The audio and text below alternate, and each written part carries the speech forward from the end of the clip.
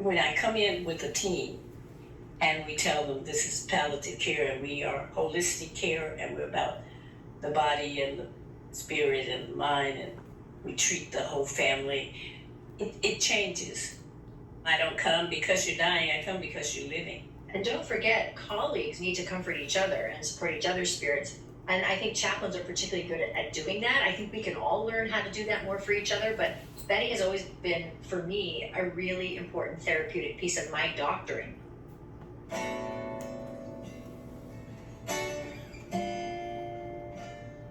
Welcome to Peaceful Exit, the podcast where we talk to creatives about death, dying, grief, and also life. I'm Sarah Kavanaugh, and my guests today are Dr. Jessica Zitter and Chaplain Betty Clark. They've spent over a decade caring for patients together. Dr. Zitter is a critical and palliative care physician, and Betty is the chaplain at Highland Hospital in Oakland, California. Their partnership is at the heart of the documentary, The Chaplain and the Doctor, and in our conversation today, we explore what it means to treat the body and the spirit. Betty explains why she doesn't walk into a room because someone is dying, but because they are still living. While Jessica reflects on how Betty has changed the way she doctors. They also talk about generational trauma, decoding empathy, and how science can make room for the soul. Welcome to Peaceful Exit. Thank you. So where are you on the planet? I feel like I'm in two places. I'm at work at Highland. This is lunchtime and I'm at Dr. Zitter's house. Jessica. In Oakland. So let's start by hearing how the two of you met, how your career and life paths brought you together, and to where you are now. I came to work at Highland Hospital on the palliative care team in 2011. Shortly after that, I met Jessica. We were in the old hospital building, and I'm on the palliative care team, so it's doctors, chaplains, social workers. And so that's how we met. At the beginning, I was mostly working in the ICU and doing a little bit around palliative care. And then I started doing more work in palliative care and still in the ICU. And that's when Betty and I really started to work together. Betty, can you talk about the role of the chaplain as part of the care team and how you were trained to understand it and how you brought your own approach to hospital chaplaincy? I started my chaplaincy work in a hospice, and I was a hospice chaplain for 16 years. It was good. I was trained by a wonderful woman, but when I came to palliative care, I realized that it was not the same because as a chaplain, we are spiritual clinicians. We work on the spirit as the doctors work on the body, and that should happen together, and it didn't in hospice. And so when I came to palliative care and was on the team and realized that I was really a colleague and not an individual working, it made a big difference, not just in my work, but in my life. I felt appreciated and I felt my worth. So what's been the driving force behind your work? Oh, I love caring for people. I love opening up and being opened up with people to know that it's not about religion, any particular religion at all. I say religion is something that people practice, and there's all kinds of practices. Faith is something people believe, and there's all kinds of beliefs. But spirit is something that people are. Everyone has a spirit. And so I enjoy helping people find that strength in their spirit to help them fight whatever is going on in their body. What did chaplaincy training teach you about death and about grieving? Whenever a person loses anything, they grieve. It can be a body part, or it can be the use of a body part, or it can be the use of themselves, not being able to get up and take care of themselves. That's grief. Any loss is grief. And they lose their relationships with their friends because they can't do the things they used to do. They lose the relationships with their families. They become dependent. All of that's grief. How would you define it? Grief is that part of us that hurts. When I do grief counseling, I always ask, what part do you feel the pain? Where do you feel the pain? And sometimes it's in the chest, sometimes it's in the head, sometimes it's in the back. It's in the body. Grief is body work. I love that. Somatic. It's somatic, yeah? Jessica, you say when you trained as a physician, you didn't even know what chaplaincy was, and that you thought it was too touchy-feely. I wouldn't say that I thought it was too touchy-feely.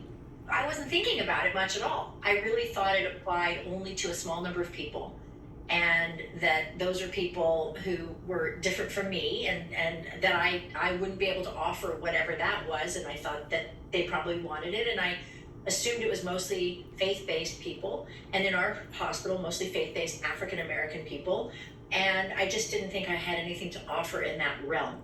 It wasn't in the same track as what I was doing, so I didn't have a positive or negative feeling about it. I just didn't pay much attention to it. So how do you feel about science and spirit now? Oh, so I mean, we'll keep talking about this for the rest of the conversation. yeah. When I watch the film, it's very hard for me to watch it. It is. It's hard to be kind of open about those inner feelings, about the dismissiveness, about the hierarchy on the healthcare team, about implicit bias. I mean, these are really not comfortable things to talk about. They don't make me feel great about myself. And so what I will say is I feel totally differently now. I've had tremendous growth, and I feel that I've grown a lot in my career in a variety of ways. This is one way, which is to understand the spirit and how critically important, as Betty says, that spiritual healing is frankly oftentimes more important than medical healing. Again, I admire your vulnerability in that film.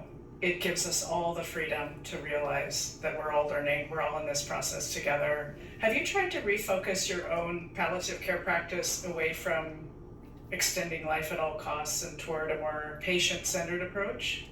That transition happened a long time ago. That transition is what brought me into palliative care from the ICU in the first place. I really felt that I call it the end-of-life conveyor belt, that in the ICU particularly, although in many other realms of medicine, we just feel like we need to keep doing, keep offering, keep trying, and that we never actually sit down and have a conversation about reality and about the fact that maybe we are approaching death, and about the fact that every single person dies. And that if we keep feeling like we've got something else that's going to save the day, we miss opportunities. And so I felt that when I was in the ICU. And that's what brought me into the palliative care movement in the early 2000s. Tell me again when you met Betty.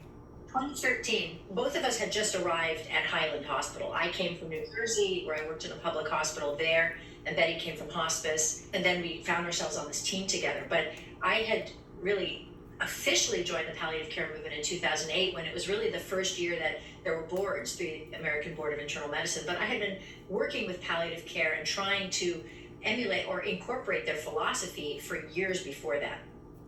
And why documentary film?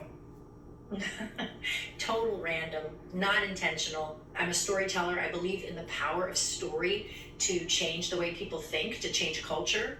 I was a writer. I am a writer. I do a lot of writing and essays in a variety of different publications, and that was sort of my medium.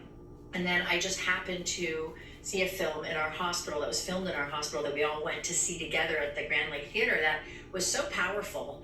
And it just made me realize, like, writing and reading is powerful storytelling modality, but when you really get to show something to somebody and they can just sit back and relax and not do much work, but have a passive experience, that is when I think the defenses can go down and people can actually start to see themselves on the screen, start to see different ways of doing things, start to let the shame melt away. If I'm up there showing myself not doing stuff well, then everybody has a little bit more freedom to explore their own thinking.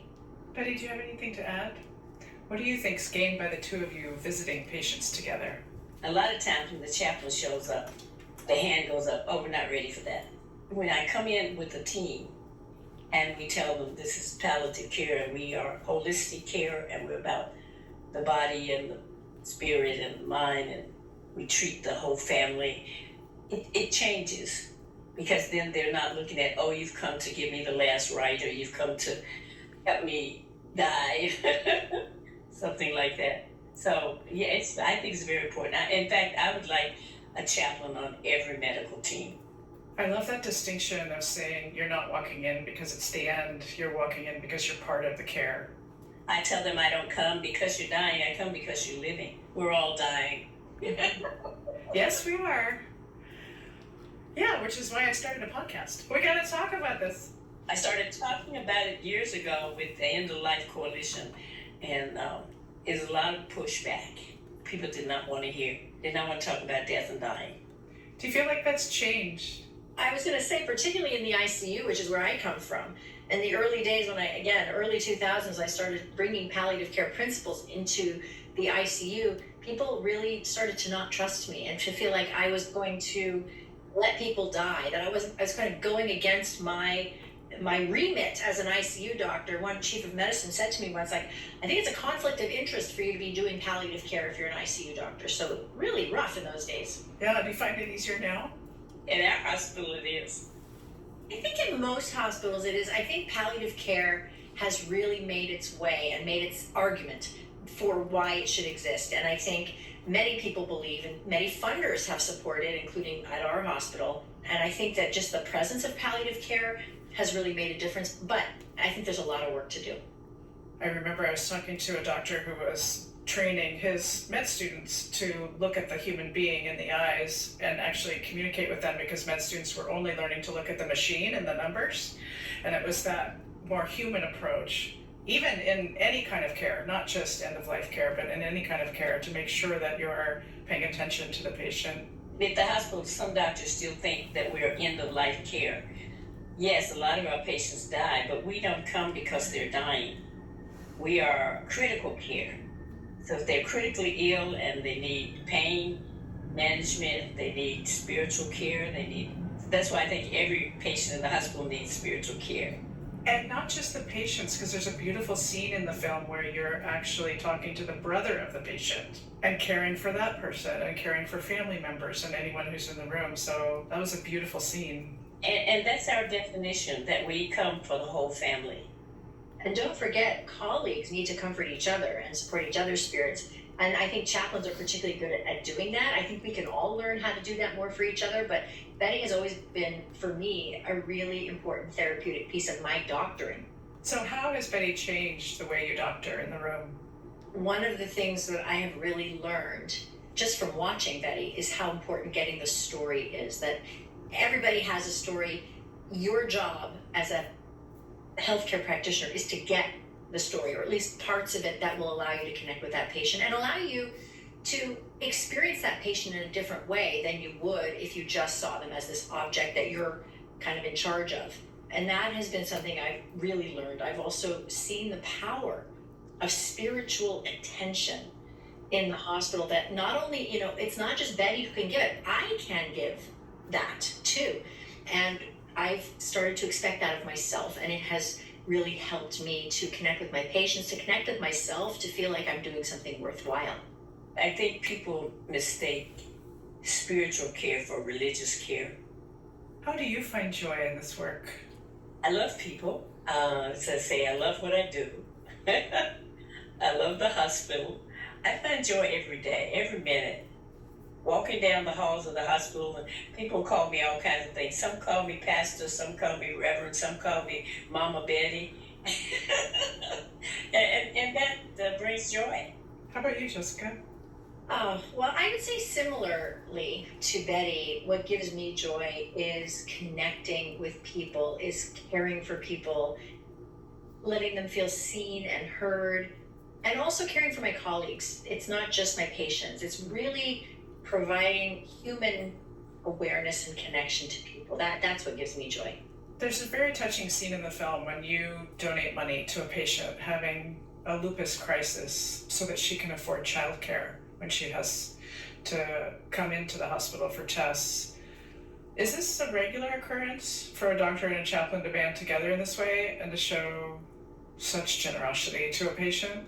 We give a lot of things, not necessarily money. I was talking the other day about animals in the hospital, and Jessica may not remember this. There was a homeless woman, and she had a dog, and there was a whole big uproar about her dog being in the room with her, and she was actually dying, and the dog had fleas, and someone got some spray or something for the dog, and then Jessica and I got in her car. You remember? Yeah. We got in her car and went to the pet store, and we got dog food. Yeah. For the patient. And then when she died, one of the residents adopted the dog. I have been, I guess, not surprised, but it's remarkable how many feelings people have about that scene. Pretty strong feelings. Some people really come out, we had a few people like, I can't believe you would do that. And then we have other people who are mostly chaplains, I will tell you, who say, thank you for doing that and thank you for showing it. And I will tell you that I did not want to put that scene in the film. Betty felt very strongly that we should put the scene in the film. And I really think that it's very controversial. It's not how we're taught. Maybe chaplains are taught this, but physicians and social workers, a lot of the people who were most upset about that scene were social workers. And actually doctors too. And some of the arguments where you can't do that for everybody, you can't give money to everybody, it's not sustainable, blah, blah, blah.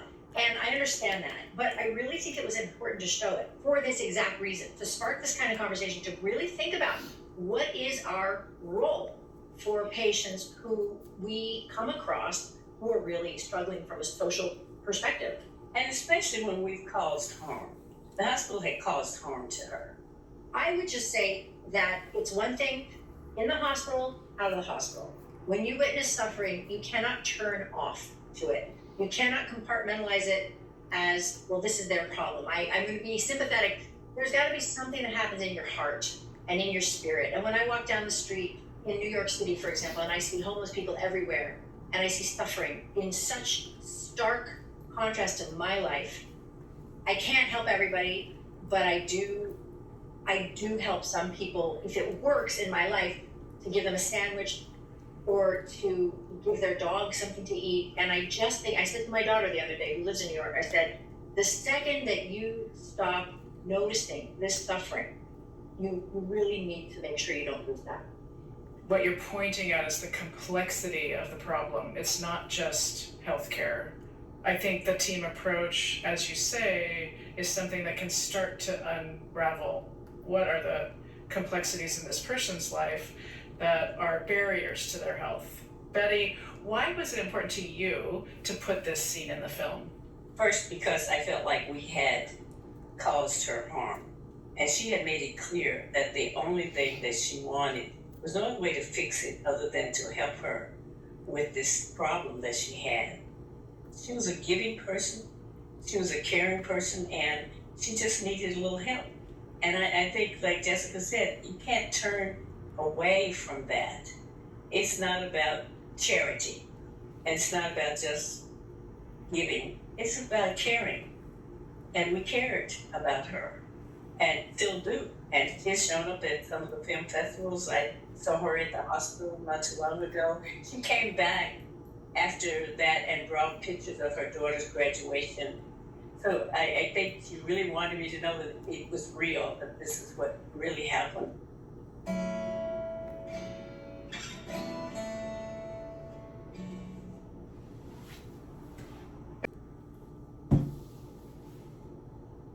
So that it was real, that this is what really happened.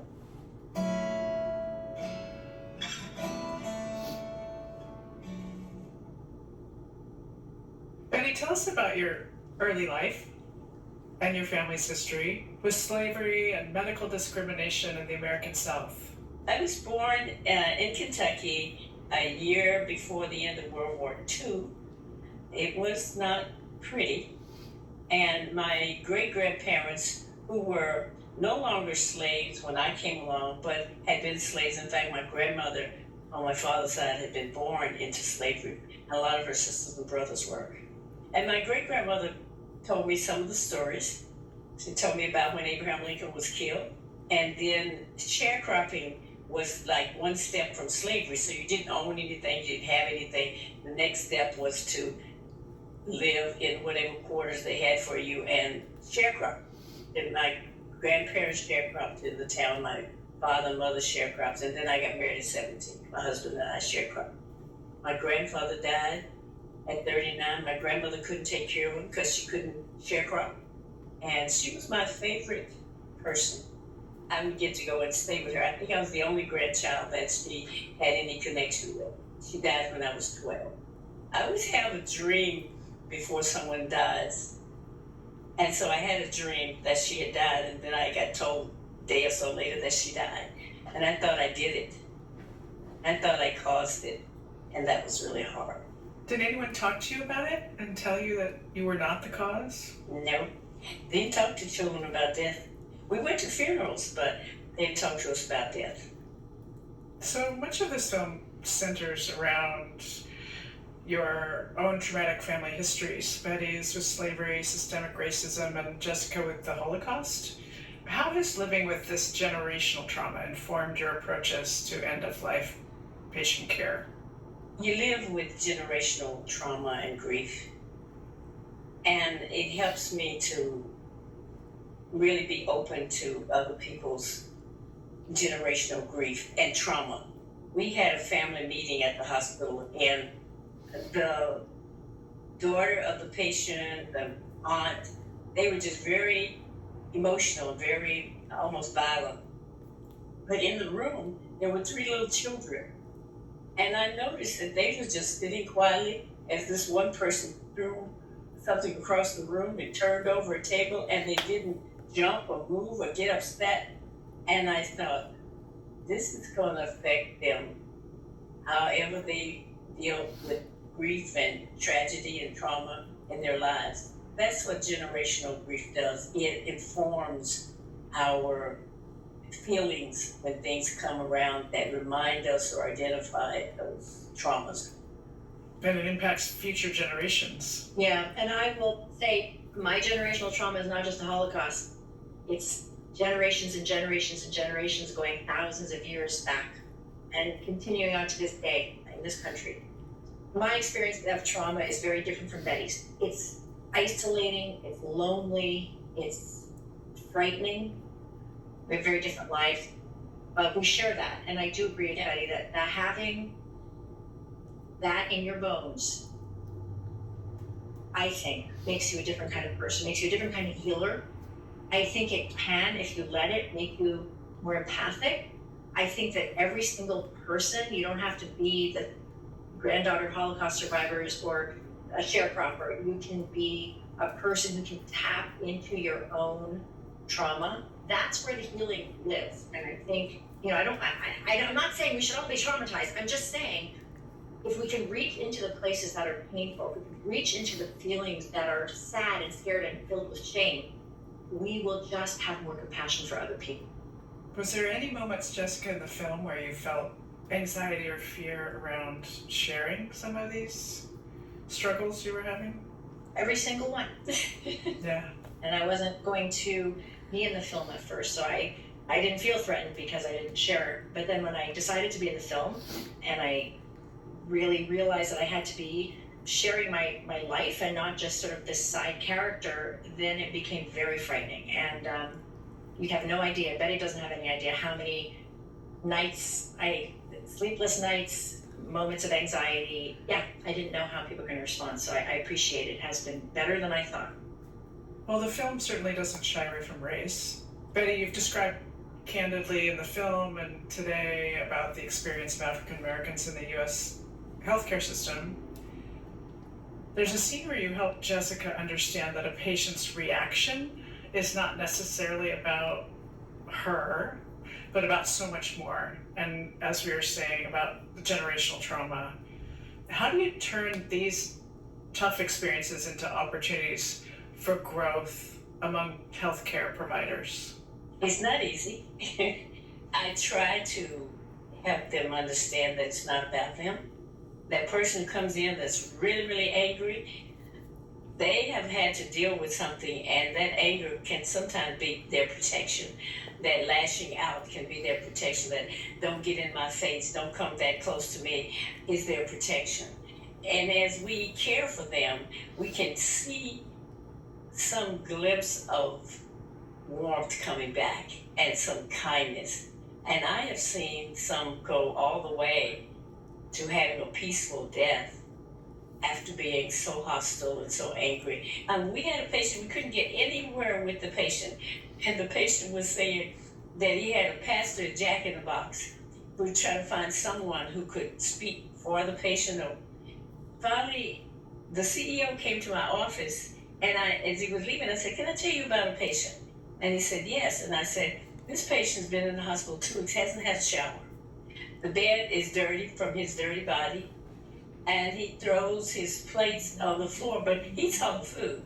And I said, he's been homeless, and he says he's hungry all the time because when a person is homeless like that, they don't know where their next meal's gonna come from, so they're always hungry, always wanting food. And he said, I'll tell you about it, Betty. That night, the patient got a shower. He got food at his tray all the time, so they kept food there so that he would never feel like he was going to be hungry. And the next day, he was more coherent. He helped us. We found someone who knew him, actually found the pastor he was talking about at Jack in the Box. And it just made a big difference in his life because his trauma became a part of his healing. It became a part of his getting care. If we care, makes a difference. So Betty, there's a wonderful scene where you gather your family to talk about exactly what you want at the end of your life. You're clear, you're direct, there's no confusion. Where and how do you think people should start with such conversations? I think they should start without the paper. I think they should just start talking to their families about what they want and what they don't want. I learned that from my mother. And when she went to the hospital and she had heart and lung, and so the doctor called us and said all 5 children, and we were scattered around. We all got on the phone, and he said, this is what's going on with your mom. Only thing we can do is send her home with hospice. And we said, send her home. That's what she wanted. We get patients and families that had no conversation. So it's just total confusion that I didn't want my family to go through that. I'd had a diagnosis of an aneurysm in my head that was inoperable. The doctors actually told me I should talk to my family. And so that's why that came about. And of course, working in the hospital with palliative care and seeing all of the things that doctors want to cure everything. And everything can't be cured. But healing comes without curing. That's what I want. I want healing for myself and for my family. Such a powerful scene in the film when you share your health scare. I know you decided to dial back your work. How often do you two work together now? I have not been in the hospital for about a year. I mean, this was a full-time job to finish this film, to edit this film, and now to distribute the film and to create curricula around the film, which is our plan. We're going to be working with a bunch of medical schools to further develop curricula around scenes in the film that I will develop, and then to really work to pilot them, evaluate them, and then once we show that these are impactful, to really try to get them into every medical school that we can, and chaplaincy eventually, but I'm starting with the medical schools because I think doctors are a big lever for change in hospitals. And I think chaplains are. Right? Because I really think that we're all human, one race human. If chaplains can find their voice and know their worth, they can help doctors with their change. The thing I will say, and Betty's heard me say this many times, is there is a hierarchy in hospitals. The doctors are the people who dictate the culture, I think. You may disagree, but it's a rare hospital. It's a rare hospital where the chaplains dictate the culture. And so that's why I feel that this really needs to start with the doctors. I mean, we're going to do all of it, but it's like, we're a small team, so we can't do everything at once. What does a peaceful exit mean to you? And Jessica, maybe you start. Oh boy, well, I've thought about it a lot. When I'm dying, when I'm actually dying, I want to be in a safe place that I recognize.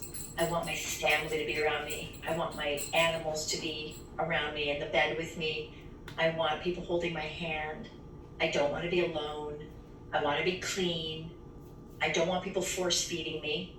I definitely don't want to be in an ICU if I'm dying. The thing that's tricky these days, and it's getting trickier and trickier, is that there are breakthroughs with certain medications and procedures that we haven't seen before.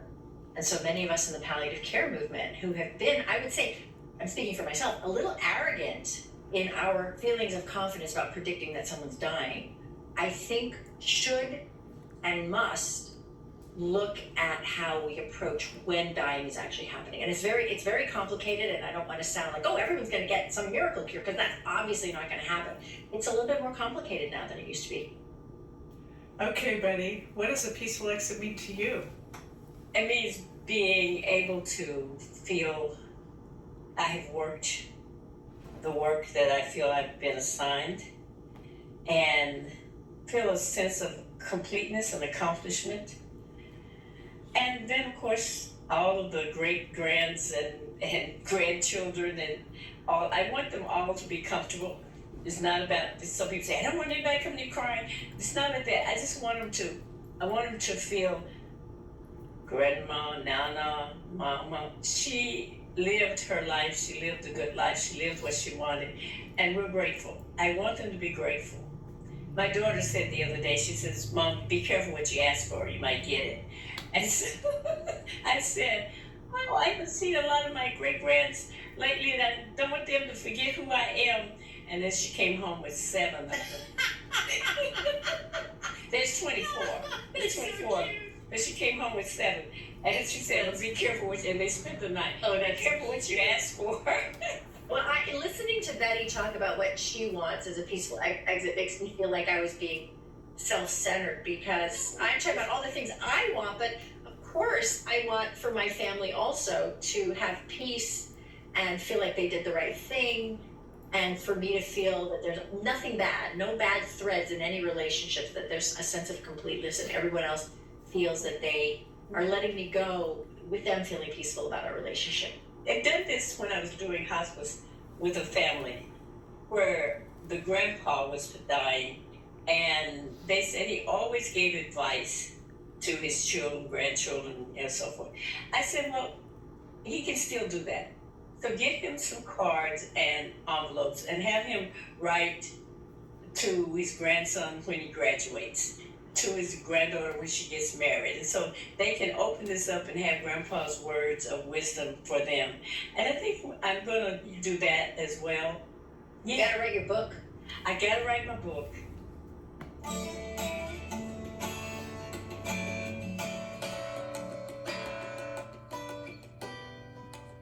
Thank you for listening to Peaceful Exit. I'm your host, Sarah Kavanaugh. You can find us on Instagram at A Peaceful Exit and on YouTube at Peaceful Exit Podcast. To learn more about this podcast and my work, please visit peacefulexit.net. You can also send us an email and let us know what you thought of this episode, or share an idea for a new episode. We're at peacefulexitpodcast@gmail.com. Our senior producer is Julie Canfer, and our sound engineer is Jason Gambrill. Additional support from Cindy Gall and Sierra Austin. I have an amazing team. Original music provided by Ricardo Russell. Please make sure to follow us on YouTube, Spotify, or Apple Podcast, and rate and review us wherever you listen. It really makes a difference. And please tell your friends about Peaceful Exit. As always, thank you for listening.